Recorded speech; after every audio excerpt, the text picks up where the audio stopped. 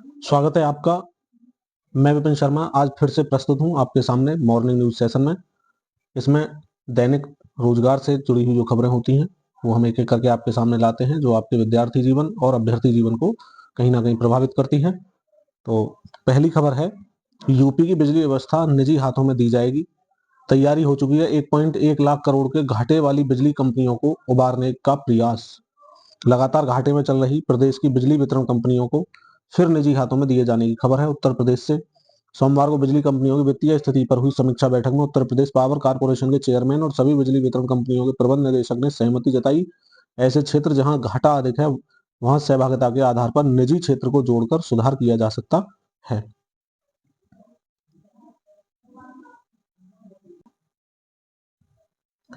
1 लाख युवाओं को हर साल विदेश में नौकरी दिलाने की तैयारी है। विदेश में नौकरियों के अनुरूप युवाओं को किया जाएगा प्रशिक्षित। रोजगार मिशन के तहत यूपी सरकार ने युवाओं के लिए बड़ी पहल की है। श्रम व सेवायोजन विभाग युवाओं को विदेश में नौकरी दिलाने के लिए काम कर रहा है। इसके लिए डाटा तैयार किया जा रहा है। दूसरे देशों की मांग के अनुरूप वर्कफोर्स तैयार की जाएगी। इस रणनीति के तहत सालाना 1 लाख युवाओं को विदेश में नौकरी के लिए तैयार किया जाएगा। इसके लिए 10 करोड़ का बजट मिल चुका है। जल्द ही रूपरेखा भी जारी कर दी जाएगी। प्रशिक्षण से नौकरी दिलाने तक का जिम्मा। मिशन के तहत यूपी सरकार सालाना 1 लाख युवाओं को विदेश में नौकरी के लिए तैयार करेगी। उन्हें सिर्फ प्रशिक्षित ही नहीं किया जाएगा बल्कि वैकेंसी पता करने के लिए जॉब दिलवाने तक का जिम्मा भी उठाया जाएगा। कोई अंतर्राष्ट्रीय कंपनी भारत आकर प्लेसमेंट नहीं करेगी बल्कि यहां से रोजगार मिशन के तहत खुद संपर्क किया जाएगा। सूत्र ने बताया कि प्रदेश में युवाओं को लेकर सरकार बेहद ही गंभीर है। सिविल, मैकेनिकल, इलेक्ट्रिकल, हस्तशिल्प, हॉस्पिटैलिटी सेक्टर में विदेश में रोजगार के अपार अवसर हैं। उनके मुताबिक इसराइल में प्रदेश के युवाओं की भारी मांग से नया रास्ता खुला है। इसराइल जैसे देश के दोबारा आने से साफ हो गया कि यहाँ की वर्कफोर्स में काबिलियत है। शिक्षक बने शिक्षा मित्रों के लिए बहुत अच्छी खबर है। शिक्षक बने शिक्षा मित्रों को मिल सकती है पुरानी पेंशन। बेसिक शिक्षा परिषद के प्राथमिक स्कूलों में सहायक अध्यापक बने शिक्षा मित्रों को भी पुरानी पेंशन का लाभ मिल सकता है। 1 अप्रैल 2005 से पूर्व विज्ञापित और उसके बाद नियुक्त शिक्षकों और कर्मचारियों को पुरानी पेंशन का विकल्प देने के प्रदेश सरकार के फैसले के बाद रमेश चंद्र और 166 अन्य की ओर से हाईकोर्ट में याचिका दायर की गई थी। शिक्षा मित्रों का तर्क है कि उनका चयन भी अप्रैल 2005 से पहले निकले विज्ञापन के आधार पर हुआ था। उसके बाद टीईटी, बाद में सहायक अध्यापक भर्ती परीक्षा पास करने के बाद सहायक अध्यापक के पद पर नियमित नियुक्ति हुई। लिहाजा पूर्व में की गई उनकी सेवाओं को जोड़ते हुए उन्हें भी पुरानी पेंशन का लाभ दिया जाए। इस मामले की सुनवाई के दौरान 19 नवंबर को हाईकोर्ट ने बेसिक शिक्षा परिषद के सचिव सुरेंद्र कुमार तिवारी को निर्देशित किया है कि शिक्षा मित्र के रूप में सेवा जोड़ने के संबंध में प्रत्यावेदन निस्तारण जो है प्राथमिकता के आधार पर 3 महीने में किया जाएगा। सुप्रीम कोर्ट हाई कोर्ट के आदेशों में स्पष्ट कहा है।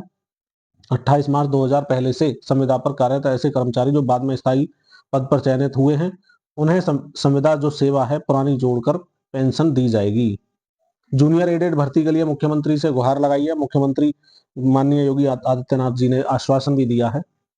प्रदेश के शासकीय सहायता प्राप्त जूनियर हाई स्कूलों में शिक्षक भर्ती के अभ्यर्थियों ने सोमवार को मुख्यमंत्री योगी आदित्यनाथ से गोरखपुर में जनता दरबार में मुलाकात कर नियुक्ति की गुहार लगाई है। भर्ती कौन सी है? भर्ती जूनियर वाली है, एडेड स्कूलों में जो हुई थी। भर्ती का विज्ञापन 2021 में आया था, जिसकी परीक्षा अक्टूबर 2021 में हुई। परिणाम जो था नवंबर 2021 में आया। उसके बाद आपत्तियों के निस्तारण के लिए अभ्यर्थियों से प्रत्यावेदन मांगे गए, जिनमें लगभग 500 अभ्यर्थियों के प्रत्यावेदन में से 132 सही पाए गए।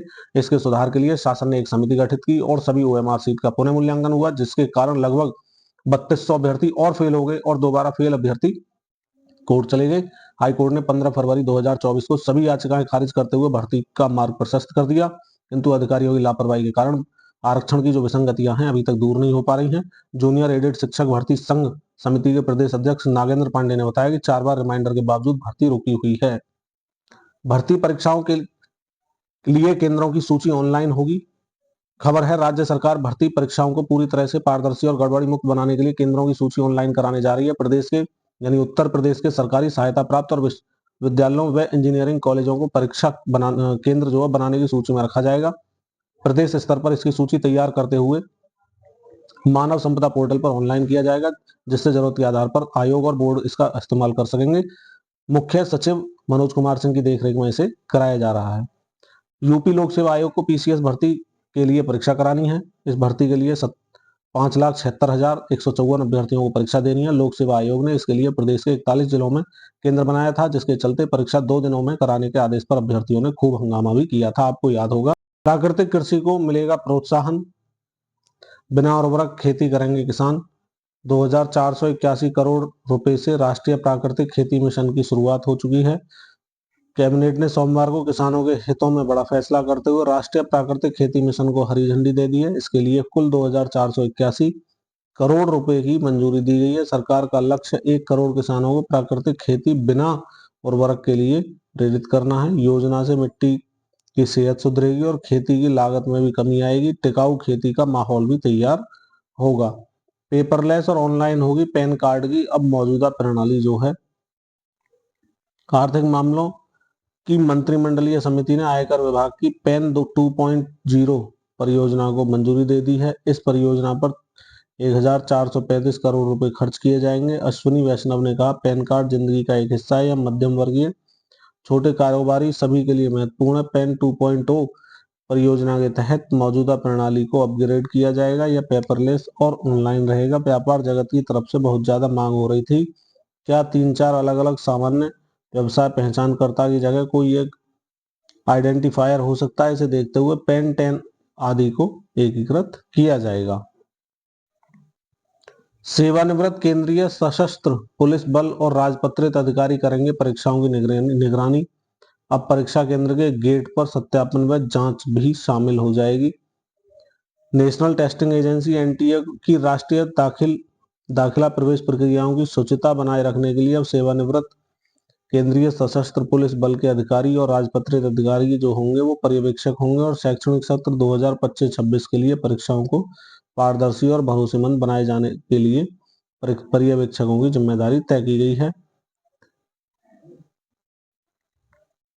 बुजुर्ग पेंशन योजना के लिए आवेदन दिल्ली सरकार की तरफ से है। आम आदमी पार्टी के संयोजक अरविंद केजरीवाल ने सोमवार को पार्टी मुख्यालय में मुख्यमंत्री आतिशी और कैबिनेट मंत्री सौरभ भारद्वाज के साथ प्रेस वार्ता कर वृद्धावस्था पेंशन की जानकारी दी। बताया कि आवेदन करने के लिए पोर्टल चालू हो गया है। तो पेंशन लेने के लिए निर्धारित पात्रता क्या है? आयु 60 वर्ष या इससे अधिक हो। प्रार्थी आवेदन करने से पूर्व दिल्ली का कम से कम 5 वर्ष का निवासी हो। परिवार की आय जो है आपके सामने दिखा रहे हैं, 1 लाख रुपए वार्षिक से अधिक ना हो। आधार नंबर आवेदन करने के लिए अनिवार्य है। प्रार्थी के पास किसी भी बैंक में एकल संचालित खाता हो जो कि आधार से जुड़ा हो। प्रार्थी अन्य किसी संस्था से पेंशन प्राप्त ना कर रहा हो। यदि प्रार्थी उक्त योजना के अंतर्गत निर्धारित पात्रता को पूर्ण करते हैं तो ऑनलाइन ई डिस्ट्रिक्ट पोर्टल है, इस पर आवेदन कर सकते हैं। आवेदन के लिए किसी प्रकार की भी पूछताछ या सहायता के लिए प्रार्थी संबंधित जिला समाज कल्याण कार्यालय में संपर्क कर सकते हैं। संबंधित समाज कल्याण कार्यालयों के नाम व पते की जो विभागीय सूची है social.welfare.delhi.gov.in पर भी उपलब्ध है। आवश्यक जो दस्तावेज होंगे, प्रार्थी का आधार कार्ड, आवास संबंधी दस्तावेज जो कि आपका वर्तमान पता दिखाता हो, बैंक में एकल संचालित खाता जो कि आधार से जुड़ा हुआ हो, स्व प्रमाणित आय घोषणा, अनुसूचित जाति जनजाति एवं अल्पसंख्यक प्रमाण यदि लागू होता हो तो। आगे क्रिकेट से बहुत अच्छी खबर आई है। भारत ने रचा इतिहास, पर्थ में मिली सबसे बड़ी जीत, 295 रन से हराया ऑस्ट्रेलिया को पहले टेस्ट मैच में। बॉर्डर गावस्कर ट्रॉफी, 8 विकेट लेने वाले बुमराह बने मैन ऑफ द मैच। पिछला रिकॉर्ड 1977 में बना था जब मेलबर्न में 222 रन से जीते थे। भारत ने सोमवार को ऑस्ट्रेलिया को बॉर्डर गावस्कर ट्रॉफी के पहले टेस्ट के चौथे दिन 295 रन से हरा दिया। 5 मैचों की श्रृंखला में भारत को 1-0 से बढ़त मिल चुकी है। मेजबान टीम 534 के विशाल लक्ष्य को आगे दूसरी पारी में 238 रन पर ही ढेर हो गई। रनों के लिहाज से यह ऑस्ट्रेलियाई धरती पर भारत की सबसे बड़ी जीत है। पिछला रिकॉर्ड इसे बता चुके हैं, 1977 में बना था, अब ये जब मेलबर्न में 222 रन से जीते थे। बादाम खाने से दूर होगी व्यायाम से होने वाली थकान। 1 से 2 दिन में दर्द की तकलीफ में महसूस की जा सकती है 33 से 37% तक की राहत। तो प्रतिदिन 60 ग्राम बादाम के सेवन से मिलता है फायदा। बादाम या अन्य मेवे में मौजूद पोषक तत्वों और उसके औषधीय गुणों का अध्ययन करने से पता चला है कि नियमित रूप से बादाम खाने से व्यायाम में से होने वाली मांसपेशियों की थकान और दर्द से मिलने वाली राहत में मदद मिल सकती है। अमेरिका स्थित सैन डिएगो स्टेट यूनिवर्सिटी के वैज्ञानिकों द्वारा इस अध्ययन को किया गया है। ICSCE की बोर्ड परीक्षाएं 13 फरवरी से होंगी। Council of the Indian school certificate examination board ने 10वीं 12वीं 2025 परीक्षा का कार्यक्रम तिथिवार और विषयवार जारी कर दिया। 12वीं की बोर्ड परीक्षा 13 फरवरी से, तो 10वीं की बोर्ड परीक्षा 18 फरवरी से होंगी। 12वीं की परीक्षा 5 अप्रैल तक चलेंगी, वहीं 10वीं की जो परीक्षाएं वो 27 मार्च को खत्म होंगी। बोर्ड ने कहा परिणाम मई में जारी होना संभावित है। इसी के साथ आज का न्यूज सेशन यही समाप्त होता है। मिलते हैं नई खबरों में नई वीडियो के साथ। अगर आपको इस तरह का हमारा सेशन पसंद आ रहा है तो वीडियो लाइक करके जाएं, चैनल को सब्सक्राइब कर लें, जिससे कि आने वाले टाइम में सारी खबरें आप तक पहुंचती रहें। इसी के साथ जय हिंद, जय भारत, वंदे मातरम।